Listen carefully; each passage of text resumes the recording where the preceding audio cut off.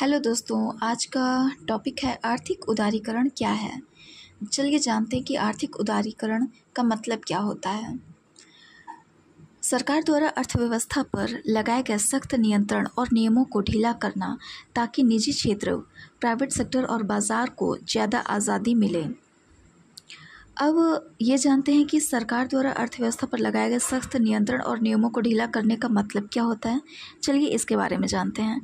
पहले सरकार लगभग हर बड़े आर्थिक काम पर अपना सीधा नियंत्रण रखती थी और कोई भी व्यक्ति या कंपनी अपने हिसाब से व्यापार या उद्योग नहीं चला सकती थी, बल्कि हर चीज़ के लिए सरकार की इजाज़त लेनी पड़ती थी। जब सरकार इन पाबंदियों को कम कर देती है तो उसे कहते हैं नियमों को ढीला करना। उसी को कहा जाता है उदारीकरण। तो चलिए आगे बढ़ते हैं। उद्योग चलाने के लिए सरकार की इजाज़त लेने का क्या मतलब होता है, आप इसको समझते हैं। भारत में 1991 से पहले अगर कोई व्यक्ति या कंपनी कोई नया उद्योग यानी फैक्ट्री, बिजनेस, मैन्युफैक्चरिंग प्लांट शुरू करना चाहती थी तो वह सीधे शुरू नहीं कर सकती थी। पहले उसे सरकार से एक विशेष लाइसेंस या परमिट लेना पड़ता था, जिसे कहते थे इंडस्ट्रियल लाइसेंस। तो अब जानते हैं कि इंडस्ट्रियल लाइसेंस क्या है। सरकार की वह आधिकारिक अनुमति जो 1951 के औद्योगिक विकास और विनियमन अधिनियम यानी इड्रा के तहत किसी भी बड़े उद्योग, फैक्ट्री या मैन्युफैक्चरिंग यूनिट को शुरू करने या विस्तार करने के लिए ज़रूरी था। तो आप समझ गए होंगे कि ये लाइसेंस, जो इंडस्ट्रियल लाइसेंस होता है, वो क्या एक्चुअली में ये क्या था। तो यानी अब विस्तार से समझते हैं इसके बारे में। यानी अगर 1991 से पहले आप कोई फैक्ट्री खोलना चाहते थे तो आपको पहले सरकार से यह लाइसेंस लेना अनिवार्य था। कौन सा?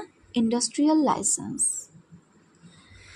तो अब ये क्वेश्चन बनता है कि जो ये इंडस्ट्रियल लाइसेंस था 1991 से पहले लेना अनिवार्य क्यों था, इसके पीछे का क्या कारण था, क्वेश्चन बनता है ना।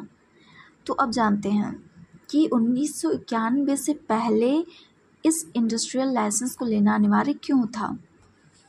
इंडस्ट्रियल लाइसेंस लेना 1991 से पहले अनिवार्य इसलिए था क्योंकि आज़ादी के बाद भारत ने समाजवादी आर्थिक मॉडल, सोशलिस्ट इकोनॉमी अपनाया था, जिसमें सरकार का उद्देश्य था कि उद्योग और संसाधनों का पूरा नियंत्रण सरकार के हाथ में रहे, ना कि निजी कंपनियों के पास।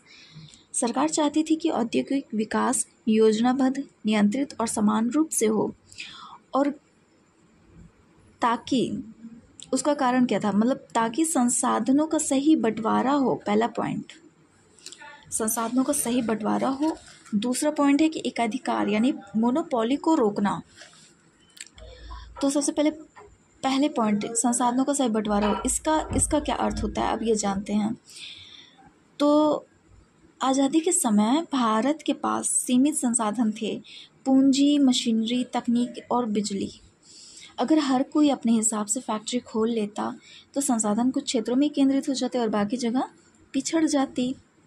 इसलिए गवर्नमेंट चाहती थी कि संसाधनों का सही बंटवारा हो, और गवर्नमेंट लाइसेंस के तहत ये लाइसेंस के साथ साथ ये भी तय करती थी कि किस प्लेस में कौन सा आप मार्केट लगाओ, मतलब लोकेशन भी तय करती थी। मतलब कि कोई भी बिजनेस स्टार्ट करना हो, कुछ भी करना हो तो लोकेशन भी तय करती थी, इसीलिए कि ताकि संसाधनों का सही बंटवारा हो सके। और दूसरी पॉइंट ये था कि एकाधिकार यानी मोनोपोली को रोकना। गवर्नमेंट का ये एक, अब इस टॉपिक के अंतर्गत जानते हैं कि क्या था कि मोनोपोली को रोकने सरकार कैसे चाहती थी। तो देखते हैं। सरकार चाहती थी कि कोई कंपनी या उद्योगपति पूरे मार्केट पर कब्जा ना कर ले। लाइसेंस सिस्टम से सरकार तय कर सकती थी कि किसे कहाँ और कितनी क्षमता के साथ उद्योग खोलने की अनुमति मिले। ओके, आई होप समझ गए होंगे आप। और तीसरा पॉइंट है योजनाबद्ध औद्योगिक विकास यानी प्लान्ड इंडस्ट्रियलाइजेशन। भारत ने 5 वर्षीय योजना 5 ईयर प्लान्स के तहत विकास किया। लाइसेंसिंग से सरकार सुनिश्चित करती थी कि जरूरी उद्योग पहले लगें, जैसे स्टील के उद्योग, सीमेंट के उद्योग और बिजली। ये बहुत ज़रूरी था। और गवर्नमेंट चाहती थी कि सबसे पहले ये ज़रूरी उद्योग लगें और गैर ज़रूरी या लग्जरी वस्तुओं के उद्योग बाद में लगें। और 4 पॉइंट है कि रोज़गार और क्षेत्रीय संतुलन। गवर्नमेंट चाहती थी कि लोगों को रोज़गार मिले और क्षेत्रीय संतुलन बना रहे। सरकार चाहती थी कि उद्योग सिर्फ बड़े शहरों में ना लगें बल्कि पिछड़े इलाकों में भी जाएं। लाइसेंस देते समय लोकेशन भी सरकार तय करती थी। और 5th पॉइंट है कि आयात पर निर्भरता कम करना। आज़ादी के बाद भारत के पास ज़्यादा विदेशी मुद्रा नहीं थी। लाइसेंस सिस्टम से सरकार तय करती थी कि कौन से उद्योग देश में बनेंगे और कौन सी चीज़ बाहर से मंगाई जाएगी।